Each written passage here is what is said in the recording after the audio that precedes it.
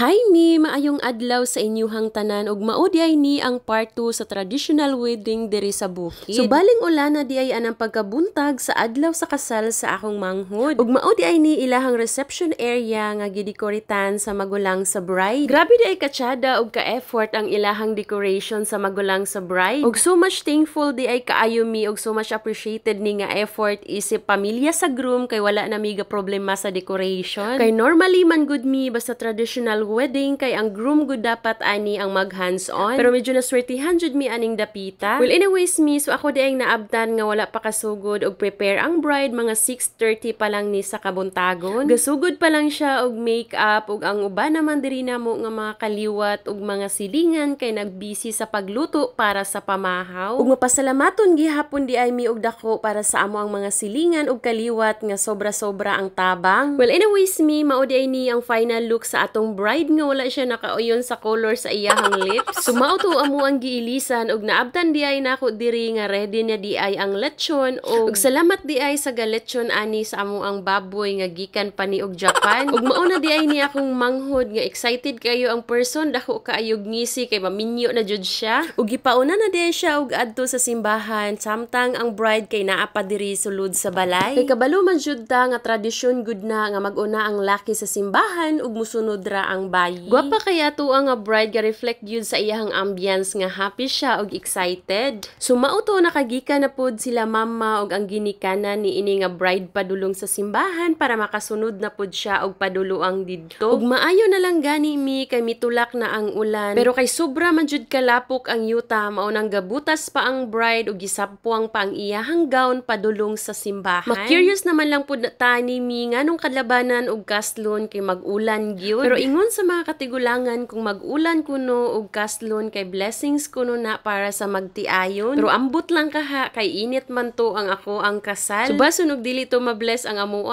char. Well anyways mi, so nagpadulong na di ay mi ani sa simbahan og medyo lisod og danlog di ay ang dalan. Ug pag-abot na mo diri kay ania gahulat na sila papa ug ang papa sa bride diri sa may gate sa simbahan. Ug pag-abot di ay diri namo sa simbahan kay niduol si mama sa ako kay iyahang aritos daw wala pa matakod ug dili daw kumpleto ang iyahang attire. Stilan dolor. Well anyways mi, naa di ay nangutana og tinuod ba daw ni ang iyahang bouquet? Yes, tinuod jud ni ang iyahang bouquet og gihimo di ay ni sa iyahang magulang. Makasana all kaayo ang effort same pod sa pagkasal nako kay grabe pod ang effort nila ni mama ug sa akong sister-in-law sa pag-decorate. Maong blessed jud ta ading dapita. Well anyways mi, so gasugod na di ay ang ceremony diri sa church ug nagsugod na sila og pasulod tanan sa simbahan. Ug mao di ay ni ang mga sponsor sa ilahang kasal ngalan nga diriya sa bukid kay pag gusto ka og pila ka book imong maninay. Unlike sa amoa kay 5 ra ka book required nga mag-witness. So kay nimbundak man ang ulan mi, so mao nang diri na nagpaso ang bride sa sulod sa simbahan paingon sa portahan. Ug wala na di ay ko naga-video sa sulod sa simbahan mi for some reasons nga i-private na lang. So mao to fast forward na humana ang ceremony ug namalik na di ay mi diri sa reception sa ilahang balay. So wala pa sila diri nagdiretso sa table kay naa pa may mga tradisyon nga dapat himuon. Nga dapat mosulod pa mo sa usa ka balay kay sabyagan mog asin ay bugas di ay. Dili kayo ko familiar ani nga mga tradisyon mi kay wala man ko kaagi. Ug usa sa nabaluan ako diri nga dapat gikan sa simbahan padulong sa reception kay dili dapat magbulag ang inyuhang kamot. So mao to lechon na lang akong gitripan kay wala ra batay bana diri. Anyways mi, paghuman di ay og pangaon kay nagproceed na sila diri sa program. Instead di ay sa katong magsibit nga magsayaw-sayaw nga tradisyonal diri